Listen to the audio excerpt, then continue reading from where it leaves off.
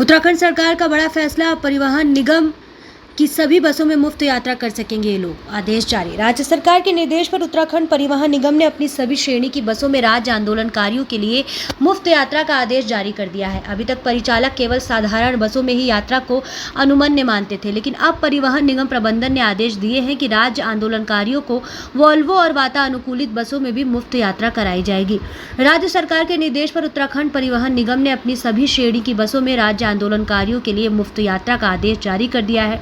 अभी तक परिचालक केवल साधारण बसों में ही यात्रा के अनुमन्य मानते थे, लेकिन अब परिवहन निगम प्रबंधन ने आदेश दिए हैं कि राज्य आंदोलनकारियों को वोल्वो और वातानुकूलित बसों में भी मुफ्त यात्रा कराई जाएगी। शर्त यह है कि यात्रा प्रदेश के भीतर ही मान्य होगी। प्रस्थान स्थान से गंतव्य स्थल के बीच में उत्तर प्रदेश का भूभाग पड़ता है तो भी यात्रा मुफ्त ही मानी जाएगी। राज्य सरकार की ओर से जन कल्याणकारी योजनाओं के अंतर्गत विभिन्न विशिष्ट श्रेणी में परिवहन निगम की बसों में मुफ्त यात्रा कराई जाती है। इसका भार सरकार स्वयं वहन करती है।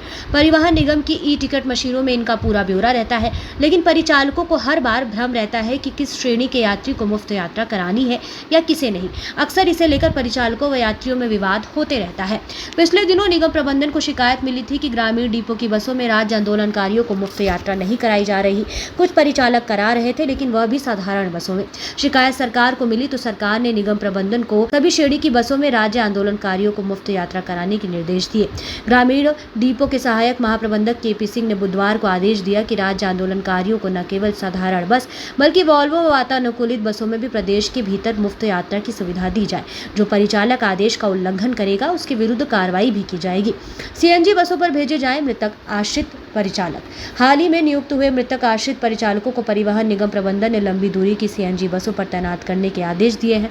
मंडल प्रबंधक संजय गुप्ता ने बताया कि फरवरी में भी इस संबंध में आदेश दिए गए थे, लेकिन कुछ डिपो प्रभारी इन परिचालकों से कार्यालय में लिपिक का कार्य करा रहे हैं। प्रबंधन की ओर से चेतावनी दी गई है कि अगर किसी डिपो प्रभारी ने इन परिचालकों से कार्य में या फिर कोई दूसरा कार्य लिया तो उसके विरुद्ध विभागीय कार्रवाई की जाएगी। नियमित परिचालकों के समान इन परिचालकों के लिए भी प्रतिदिन 250 किलोमीटर ड्यूटी करना अनिवार्य किया गया है।